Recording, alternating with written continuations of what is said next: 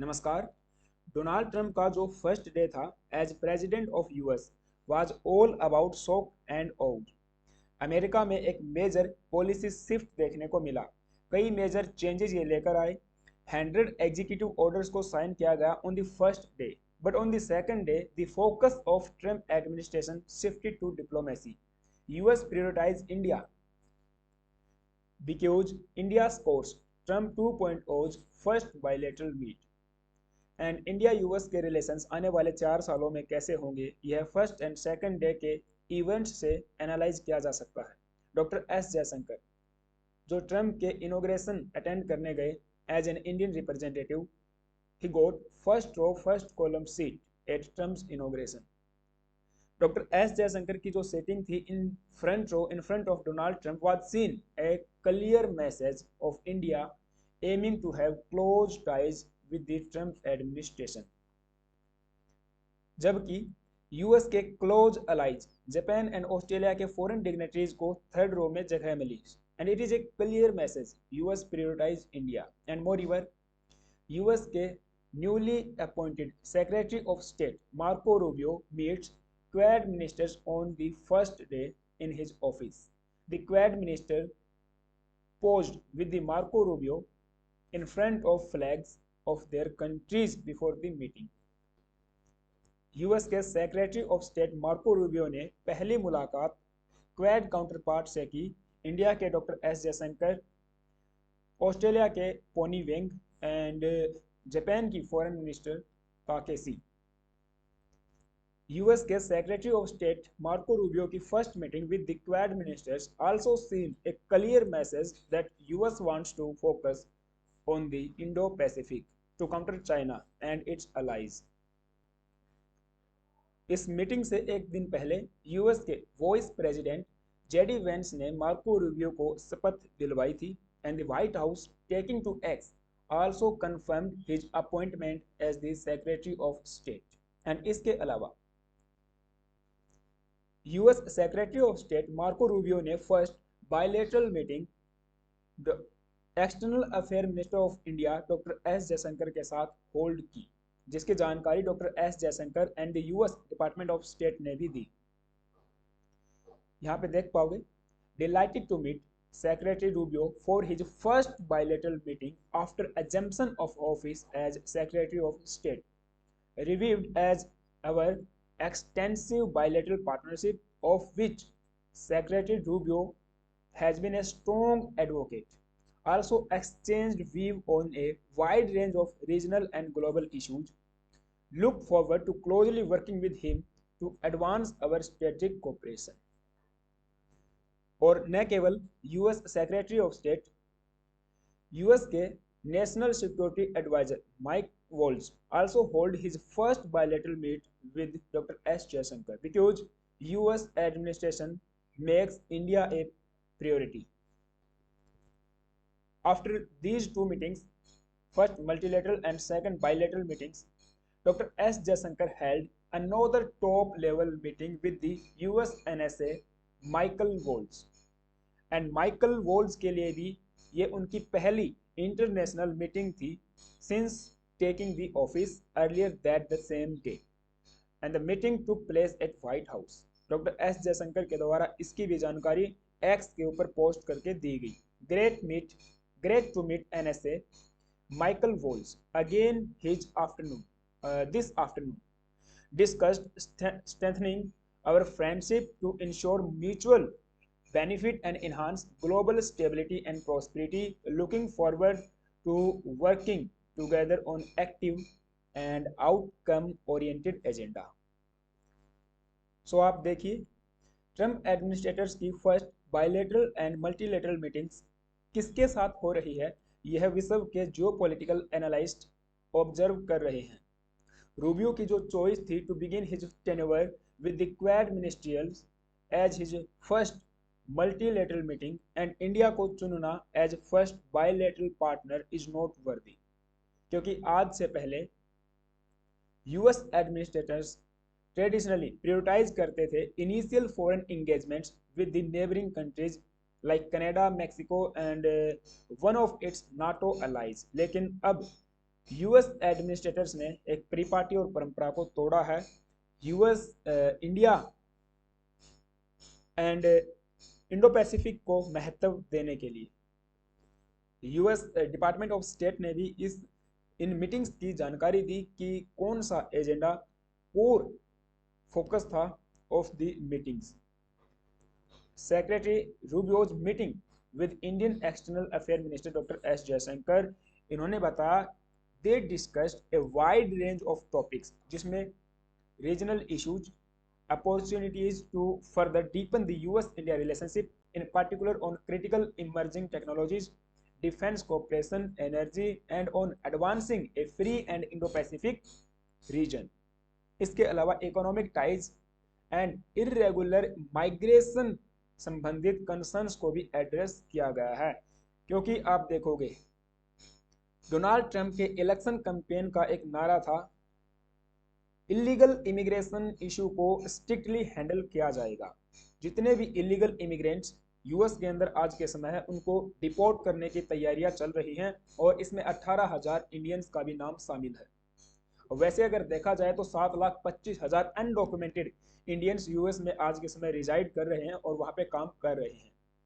लेकिन कितने illegal Indians US में है यह एग्जैक्ट नंबर अभी भी हमारे पास नहीं है, but US department of homeland security की अगर माने तो उनका कहना है as of January 2022 11 million that is 1.1 crore illegal migrants US में रिजाइड कर रहे हैं और इनमें से 7,25,000 अनडॉक्यूमेंटेड इंडियंस हैं और इन 7,25,000 में से भी 2,20,000 अनऑथराइज्ड इंडियंस इमिग्रेंट्स हैं जो 2021 से 2022 के बीच में रिपोर्ट किए गए हैं और इनमें से भी 18,000 इलीगल इमिग्रेंट्स को इंडिया वापस लाने की तैयारियां चल रही हैं। इंडिया में bring back 18,000 illegal immigrants in the US and what about the thousands of others.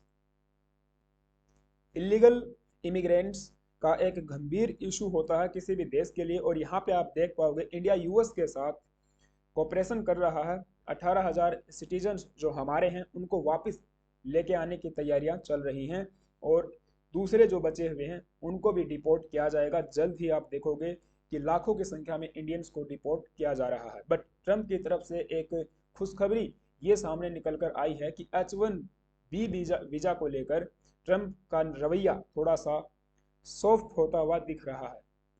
Trump backs skilled immigration offering weather for Indian IT companies. Trump ने यह कहा है कि ये लाइक करते हैं both sides of the arguments on H1B visa foreign guest workers, noting that America needs very competent and great people.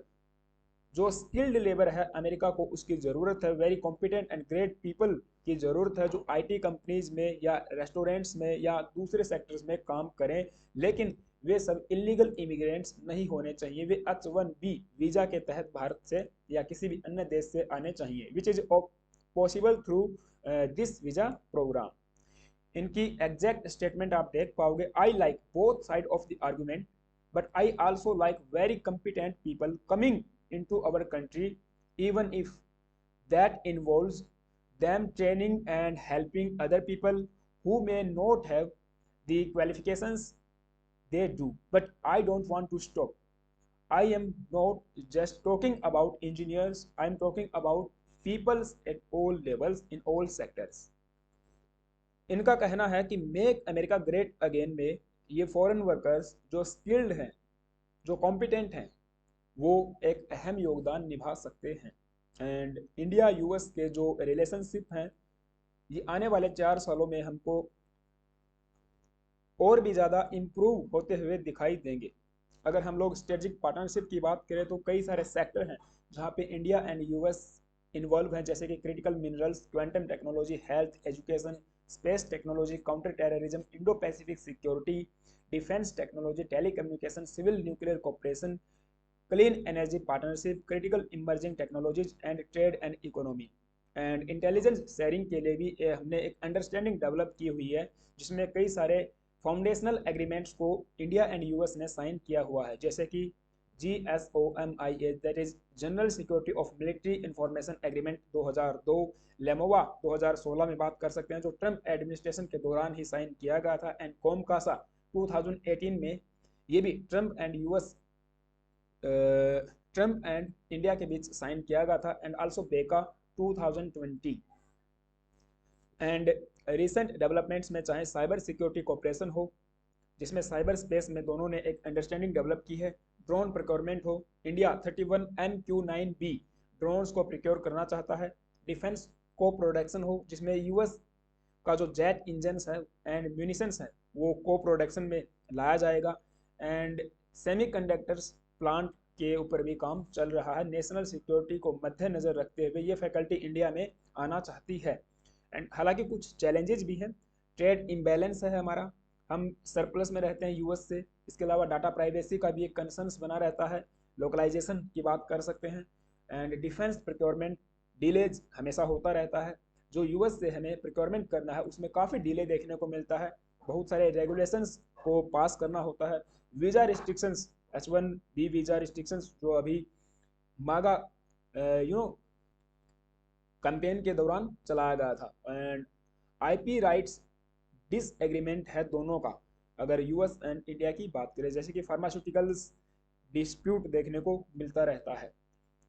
अगर इन चीज़ों को हम लोग रिजॉल्व करते हैं तो यूएस एंड इंडिया के जो रिलेशन है वे एक नया एरा स्टार्ट कर सकते हैं। अब इसमें एक और खबर मैं ये ऐड करना चाहूँगा कि अगले महीने पीएम मोदी की मुलाकात यूएस के न्यूली अपॉइंटेड प्रेसिडेंट और इलेक्टेड प्रेसिडेंट डोनाल्ड ट्रंप से हो सकती है। एक सिग्निफिकेंट मीटिंग या पोटेंशियल मीटिंग ये हो सकती है, हम बात करेंगे, लेकिन उससे पहले आप सभी से छोटी सी रिक्वेस्ट है, यदि आप चैनल पे नए आए हो तो प्लीज़ गाइज एक सब्सक्राइब करना, बेल आइकन प्रेस करना। Now India and US trying to arrange early meeting between PM Modi and the Donald Trump. Indian and US diplomats are trying to arrange a February meeting between India and the US President Donald Trump in Washington। दोनों की ये जो meeting होगी ये आप देखोगे first presidency के बाद पहली मुलाकात होगी। इंडिया एक स्ट्रेटेजिक पार्टनर है यूएस के लिए in its efforts to counter China, and India भी very keen to enhance trade relations with the US and make it easier for its citizens to get skilled worker visa। ये जो दो topics हैं ये इस meeting का core agenda हो सकते हैं अगर दोनों लीडर्स की मुलाकात होती है। अब ये तय नहीं है कि यूएस के प्रेसिडेंट इंडिया में आएंगे या हमारे प्राइम मिनिस्टर यूएस में जाएंगे, अभी ये डिप्लोमेट्स के द्वारा तय किया जाएगा। जो फॉरेन हमारे एक्सचेंज होता है उनके द्वारा ये चीज़ें डिसाइड की जाएंगी कि कौन इंडिया में आएगा या कौन यूएस में जाएगा। हालांकि डोनाल्ड ट्रंप इंडिया में जरूर आएंगे क्वाड मीटिंग को अटेंड करने के लिए। 2025 का क्वाड समिट इंडिया होल्ड करने वाला है क्योंकि इसकी प्रेसिडेंसी इंडिया के पास में है। सो इंडिया के रिलेशंस यूएस के साथ साथ क्वाड मेंबर्स के साथ में भी इम्प्रूव होते हुए दिखाई देंगे। कई सारे सेक्टर्स में हम लोग एक अंडरस्टैंडिंग डेवलप कर पाएंगे और काफ़ी सारी चीज़ों को हम लोग एक्सचेंज कर पाएंगे। आई होप कि ये पूरा डिस्कशन आपको समझ में आया होगा।